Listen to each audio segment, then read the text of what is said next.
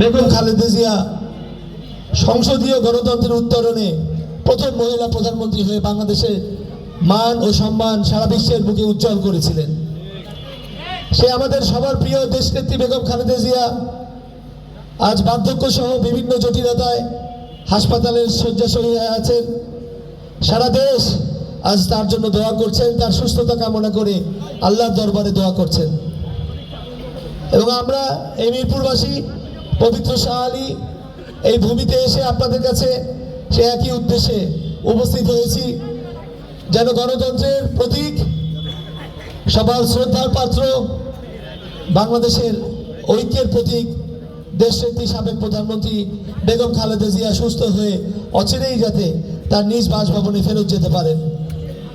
আমরা দোয়া করব শহীদ রাষ্ট্রপতি জিয়াউর রহমানের রুহের মাগফিরাতের জন্য, দোয়া করব তার কনিষ্ঠ পুত্র আরাফাত রহমান কোকোর মাগফিরাতের জন্য। পাশাপাশি আপনাদের কাছে আমি দোয়া চাইব আপনাদের সবার শ্রদ্ধেয় মিরপুরের সাবেক এমপি আমার পিতা আলহাজ এসে খালেক সাহেবের রুহের মাগফিরাতের জন্য। যে 1979 সালে আপনাদের এখান থেকে জনাব এসে খালেক ধানের শীষের মার্কায় নির্বাচিত হয়ে এমপি হয়ে যে যাত্রা শুরু করেছিলেন মিরপুরের উন্নয়নের জন্য, তার ফলশ্রুতিতে আজকে 2025-এ সেই তিলোত্তমা মিরপুরে আপনারা কিন্তু বসবাস করছেন।